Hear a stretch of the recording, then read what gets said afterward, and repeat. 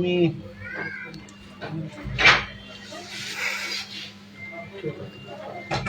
মুফতি Mohibullah Miyaji Tongi BTCL কেন্দ্রীয় মসজিদের খতিব।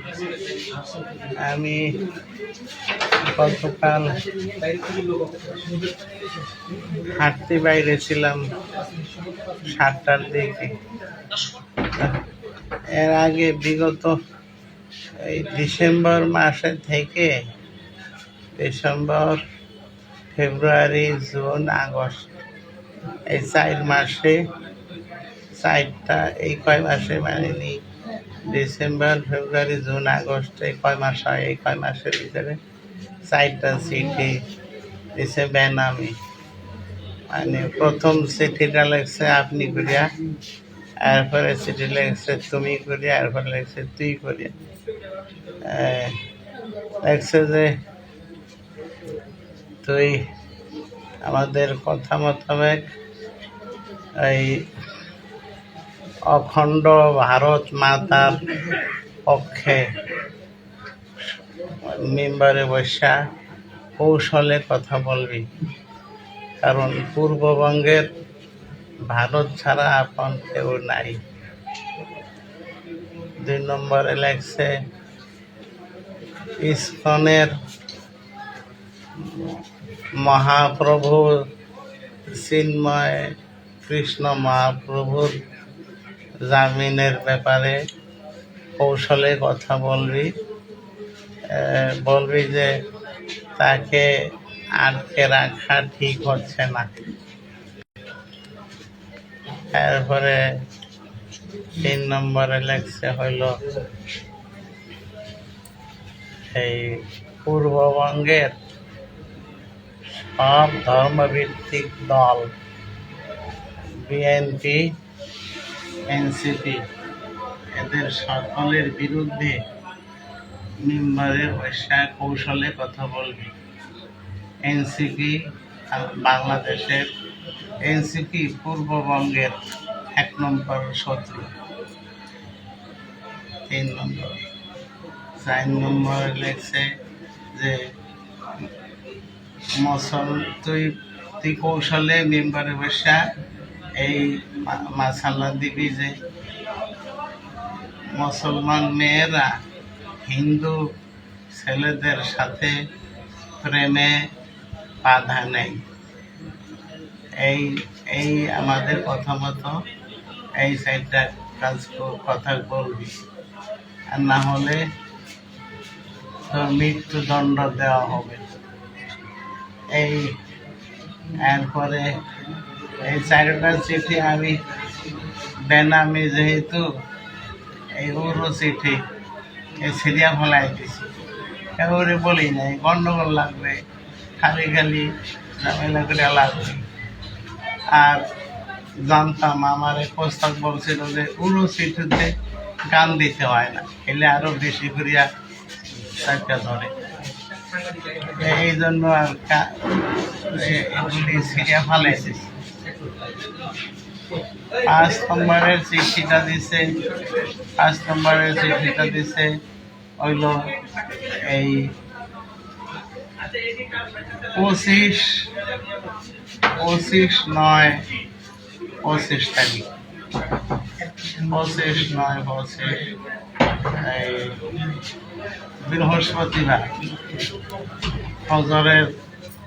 ফজরের নামাজের জন্য মসজিদে আসতে রয়েছি। দেখি যে ঘরের আমার বারান্দার স্টিলের গেটটা বাইরে দিয়ে আটকানো, আমি খুলতে পারতেছি না। মহাজনের ফোন দিলাম যে আমার বাইরে নাও, আমি তো বাইরে দিতে পারতেছি না। এরপরে মহাজনে আসলো, বাইরের টিনের গেটটা এটাও বন্ধ।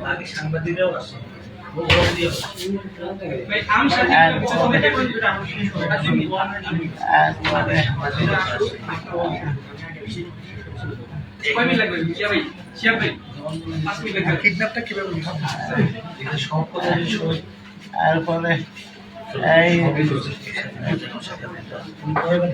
পঞ্চম চিঠিটা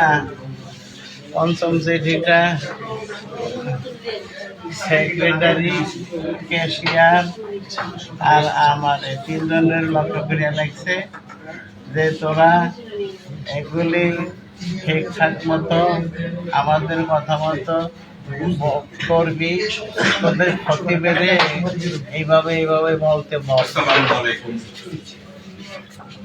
আর না হলে তোদের সবার মৃত্যুদণ্ড দেওয়া হবে এবং তোদের স্ত্রী, মেয়ে, এদের কাউরে খারাপ কথা লাগছে যে ইয়া থেকে, দর্শন থেকে বাঁচাতে পারবি না। আর লাগছে যে এবার তোদের খতিবের ঘরে পেট্রোলের আগুন ধরবে। 6-7 মাস আগে আমার বারান্দায় আগুন লাগছিল, তো তখন মনে করছে শর্ট সার্কিট থেকে লাগবে, অনুমান করছিলাম যে শর্ট সার্কিট থেকেই। এইটার ভিতরে লাগছে এইবার পেট্রোলের আগুন। এখন সন্দেহ হয়েছে যে এই প্রথমটা তাহলে স্বাভাবিক আগুন ছিল না। এরপরে এই 21-10 তারিখ পরশু দিন মসজিদের উত্তর পাশের জানালা দিয়া আর একটা চিঠি এই সেক্রেটারি, ক্যাশিয়ার লক্ষ্য করে আর আমার লক্ষ্য করে লাগছে যে তোরা তোরা তোরা পুরুষ না, তোরা দুইজন খারাপ কথা লাগছে যে তোরা পুরুষ না, তোদের তোদের তোরা তোরা হিজড়া লাগছে। আর কি জানি লাগছে যে তোরা তোদের ক্ষতি বেড়ে চাপ দিয়া এখনো রাজি করতে পারলি না, তাই তোরা এখন তোরা আমার লাগছে যে তোরা তাহলে চাপ দিছ কি না ও বলতে পারি না, তবে তোরা এখন আশঙ্কা মুক্ত বা ঝুঁকি মুক্ত কি লাগছে সেক্রেটারি, ক্যাশিয়ারের। এরপর লাগছে তবে তোদের খতিব শেষ, তোদের খতিব শেষ। এরকম আরো বহু মৌলবাদীদেরকে এরকম ওই চিঠিগুলি লাগছে যে যদি কথা মানুষ তাহলে তোদের 3 জনকে 1 কোটি রুপি করে দেওয়া হবে। তোদের খতিব 6 মাস পর্যন্ত মেম্বারে বসা রেগুলার বলতে থাকলে 6 মাস পরে 1 কোটি রুপি করে এক একজনকে দেওয়া নিশ্চিত করা হবে। আর যদি অমান্য করস তাইলে মানে আমাকে 3 জনের মেয়ে, স্ত্রী, এদের ব্যাপারে খুব খারাপ কথা লাগছে যে এদেরকে আমাদের হাত থেকে বাঁচাইতে পারবি না, তোদের মৃত্যুদণ্ড দেওয়া হবে। এবং এমন কিছু কথা লাগছে এগুলি মুখে চোখ দিয়েও পড়া যায় না, এমন কথা লাগছে ভাষাই পড়াই যায় না, এমন খারাপ কথা লাগছে। এরপরে এই হলো 5ম চিঠি। এই 6ষ্ঠ চিঠিটা দিল এই 21 তারিখে পরশুদিন। লাগছে যে তোদের এই মত তোদের আমাদের কান্ট্রি দেখছে, আমাদের কান্ট্রি সব মৌলবাদীকে সাহায্য করে না। আমরা সামান্য স্বার্থের বিনিময়ে তাদেরকে কোটি রুপি সাহায্য করে থাকি। এমন কত মৌলবাদী আমাদের অফার গ্রহণ করছে, তোদের এই ইমাম নামের কুকুরটা এই অফার গ্রহণ করলো না, তবে ওর জীবন দিয়ে মূল্য দিবে। এরপরে আরো কি লাগছে মনে নেই। এখন তো আমি কালকে 7টার দিকে হাঁটতে বেরিয়েছি আমাদের মাজু খান ব্রিজ পার হইয়া, ওখানে আমার পরেই একটা অ্যাম্বুলেন্স এমনভাবে বাম দিকে চাপ দিয়া দাঁড়াইছে। আমি হাঁটতেছিলাম, সামনের দরজাটা খোলার সাথে সাথে এমনি একদম চাপিয়ে ফেলাইছে, কোনো রাস্তাই নাই, একদম ব্লক করে ফেলাইছে। সাথে সাথে একটা কি জনের রুমাল না কাগজ নাকি মুখে ধরছে, একজনের পিছন থেকে একজনে পিছনের দরজা খুলিয়া এমন জোরে থাপ্পড় দিছে 2-3টা। আমার এইখানে ব্রেন টিউমার অপারেশন হয়েছে এই 9%। এই অপারেশনের জায়গায় কান সহ কান বন্ধ হয়ে গেছে, কান্দে কিছু শুনি না। আর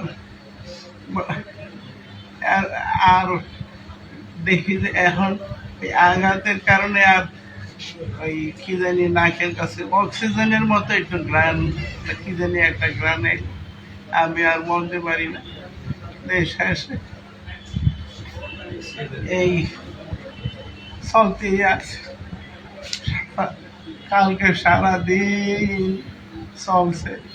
আমি যখন একটু ভিতর দিয়েই আমার চোখ বাঁধতে পারেছি কালো কাপড় দিয়ে, আমি একটু এই ডাইন ইয়ে দিয়ে উপরে তখন আবার প্রচণ্ড থাপ্পড় দিয়া নাকের কাছে কি দিই, আবার আমি আর কিছু বলতে পারি না।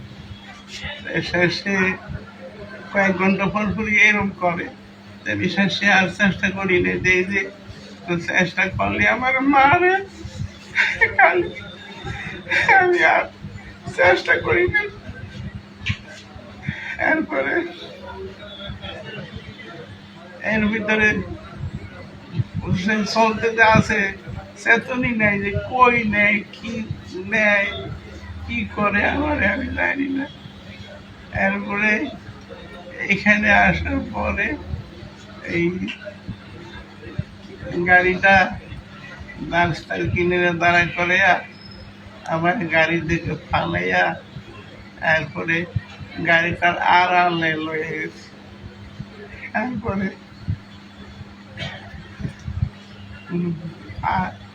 কাছের আমি অনুভব করলাম, শক্ত বান্ধাই অনুভব করলাম যে কাছের বোতলে পানি ভরিয়া তারপরে আমার এই 2টা না 2 রান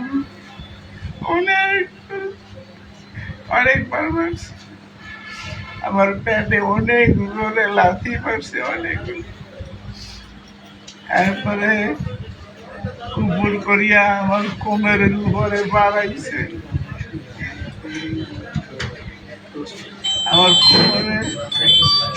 আমার কোমরে অনেক ব্যথা।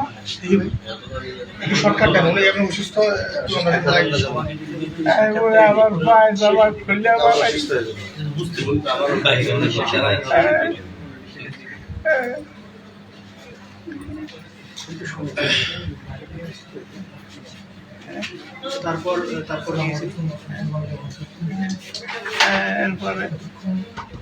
এরপরে আমাদের উপর করিয়া আমার পায়ে জামা খুলে ফেলাইছে। তারপরে খারাপ ইয়া করছে, আমার বলতে বলা যায় না। তারপরে